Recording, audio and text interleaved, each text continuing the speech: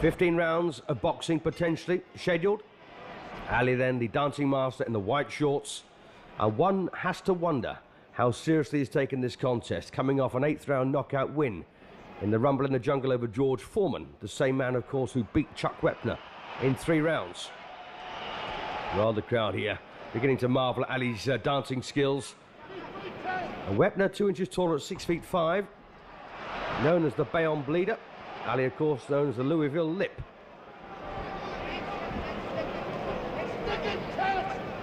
And there's nothing on the record here of Chuck Wepner to suggest he could upset Ali, but this is boxing.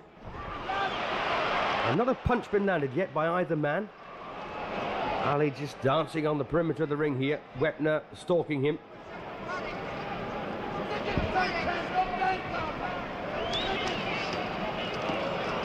And this is the one thing that Chuck Wepner can hope to do. Ali, of course, tying him up the way he did with George Foreman a lot of the fight.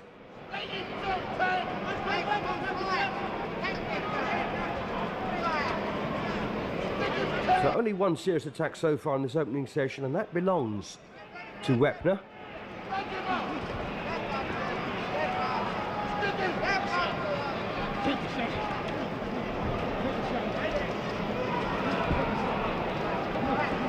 Well, Ali there got his hands up around his head, offering his body here to Wepner, complaining that he was caught on the back of the neck.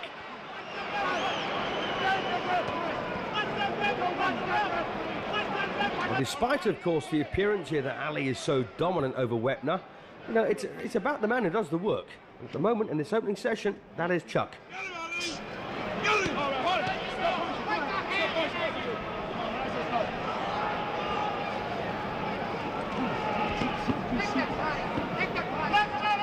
Well, Ali still hasn't really landed a punch of any great note.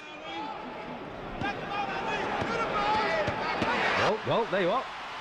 You touch me on the back of the neck and I'll cut you on the back of the neck as well. And, well, that's not very, very sportsmanlike there from Ali. And the referee, Tony Perez, needs to really get on to these two men.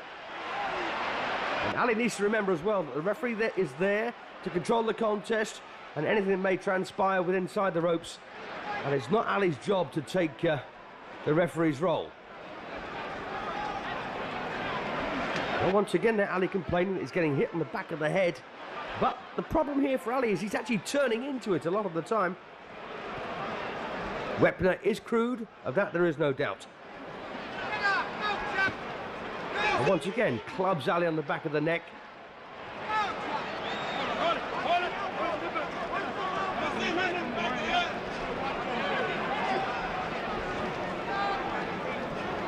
And this first round will undoubtedly go Chuck Wepner's way. Indeed it has.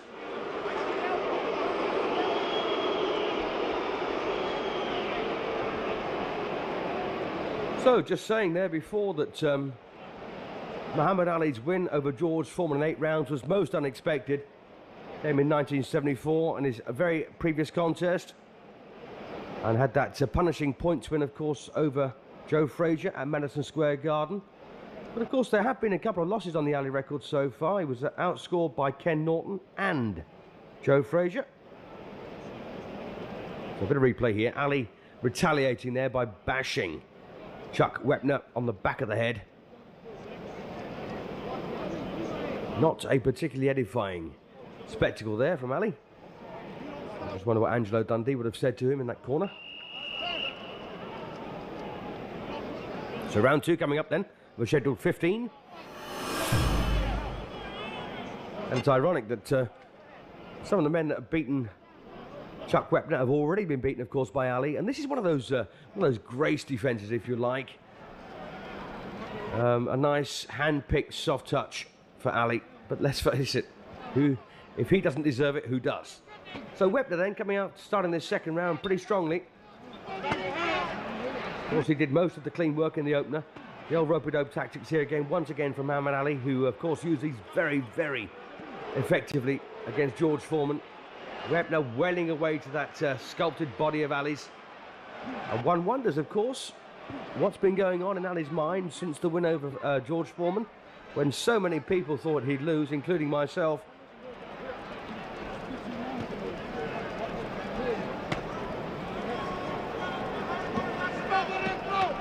And once again, Ali there striking Chuck Wepner on the back of the head. Very unsporting. Well, I doubt very much whether the Bayonne bleeder will be bleeding much when this one's over. If Ali keeps catching on the back of the head.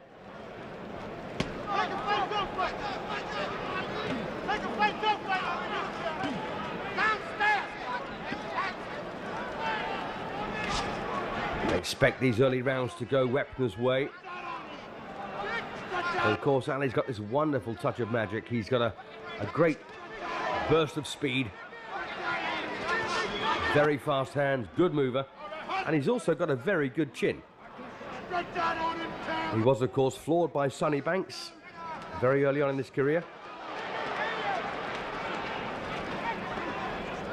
That was actually back in 1962. So 13 years ago.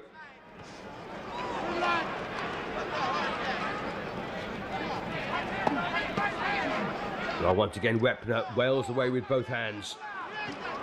And he's a big, tough guy. And is just as well.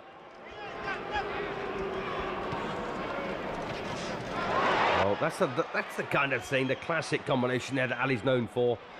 Left and a right. Never been a huge puncher, by the way, Ali.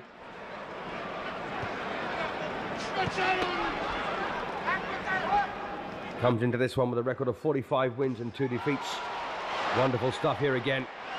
Wepner comes in with a record of 30 wins in 41 outings, 2 draws and 9 defeats. Lovely bit of work there again from Ali. Very crisp, clean combinations landing.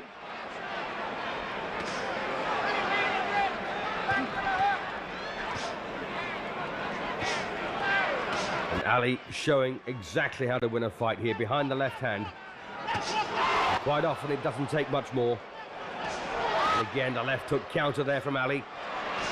And Wepner walking straight into these shots, a cracking round there for Ali at the finish.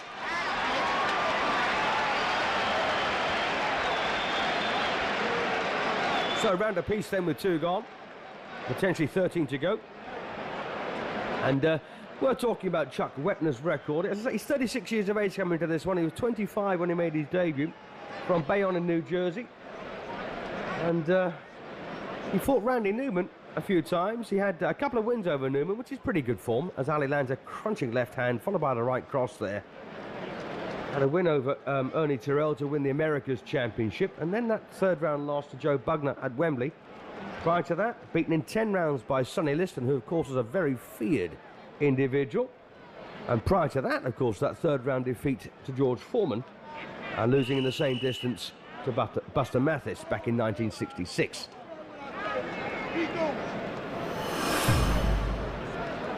So some good